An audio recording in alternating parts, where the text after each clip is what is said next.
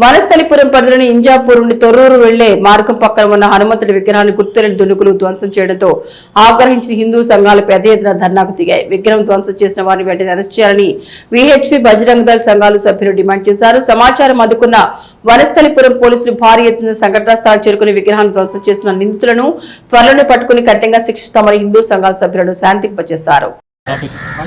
హోమం చేద్దాం, అన్ని చేద్దాం, పంతులు అది ఏం చేసినా కానీ మళ్ళీ కొంచెం హైట్ లేపుకొని ఇప్పుడు ఏం చేయకూడదు దాన్ని వదిలేసే దాన్ని మళ్ళీ రాత్రి అయినా నాకు కూడా కరెక్ట్ వస్తూ సమాచారం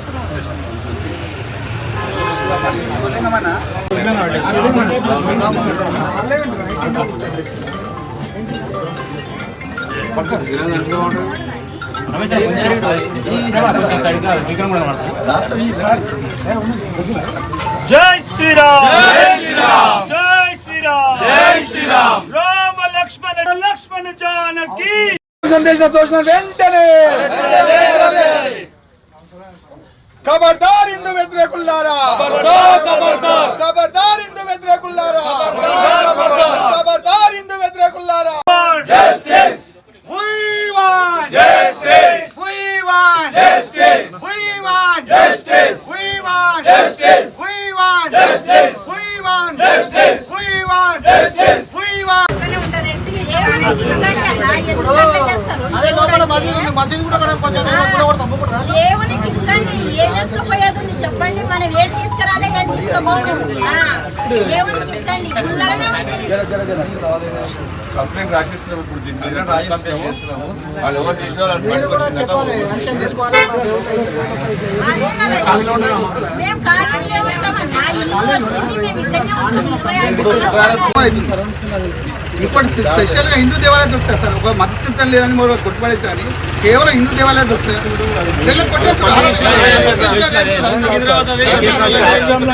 ట్రెండ్ ఏంటంటే అది ఓల్డ్ సిటీకి అని మెల్ల పాక్కుంటా బాలాపూర్ వైపు వచ్చి ఇబ్రహంపట్నం పోతుంది, మెట్టు పోతుంది, ఊర్లలో కూడా పోతుంది. ఏం లేదు సార్, ఇక్కడ శాంతియుత వాతావరణం ఉంది.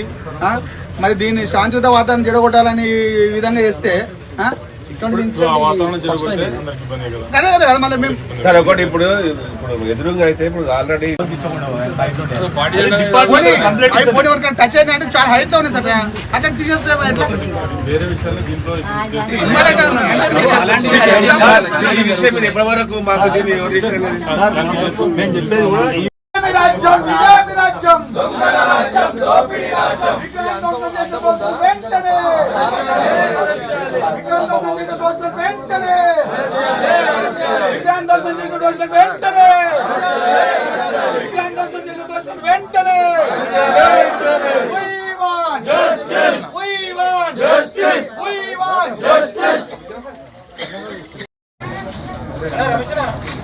ఈరోజు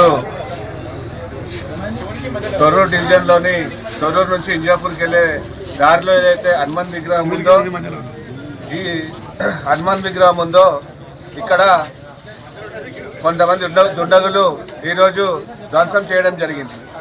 ఈ ధ్వంసం చేసినప్పుడు మేము పోలీస్ కంప్లైంట్ ఇచ్చినప్పుడు కూడా పోలీసులు విచారణ చేయడం జరిగింది. కానీ ఇక్కడ మైగ్రేట్స్ ఎక్కువ మంది ఇక్కడ నివసిస్తున్నారు.